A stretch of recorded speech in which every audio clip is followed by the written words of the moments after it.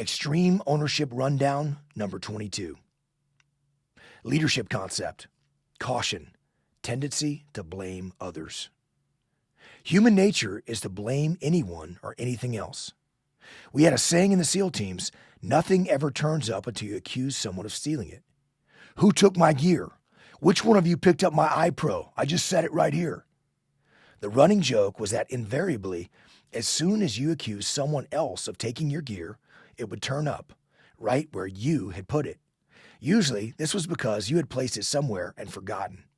Then, thinking it was stolen, you blamed everyone else for taking your stuff until it turned up, and you realized that it was nobody's fault but your own. As human beings, we all tend to blame others. Something in our nature drives our immediate default response to blame anyone or anything other than ourselves.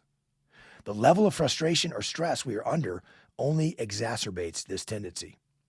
But knowing this, you can contingency plan to counter your default response and reprogram yourself to take ownership. But even then, you will likely still occasionally stray from the path of ownership and blame others. When you do, recognize it, take ownership, and fix it. Real-world example. My family and I rushed to get out the door for church on a recent Sunday morning, but the car keys were nowhere to be found.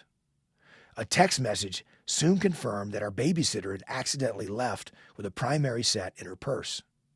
That wouldn't have mattered, except that the extra car keys had been missing for at least a week. Frustrated, I unloaded the kids from our larger SUV and put them into 2 separate vehicles to have enough seatbelts for everyone. I'm sure they're in a jacket pocket or purse somewhere, I said. There have been many occasions where a missing set of keys turned up in my wife's jacket pocket or purse. She just looked at me, knowing I was accusing her of losing the keys.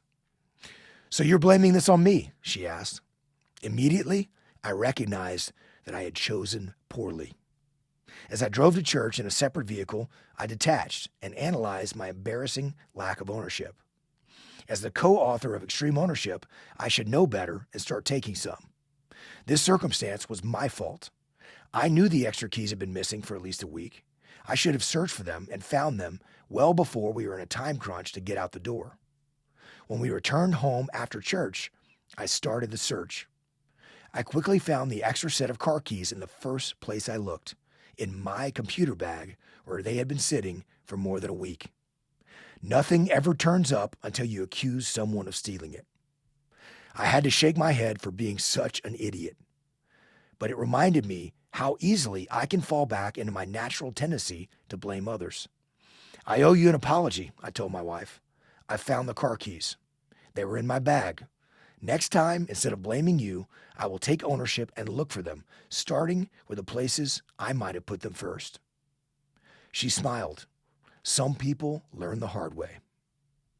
For action. This week, identify a past situation where you have blamed others for something that was your fault. Can you take ownership of the situation and fix it going forward? What contingencies can you put in place to prevent you from blame casting when you get frustrated?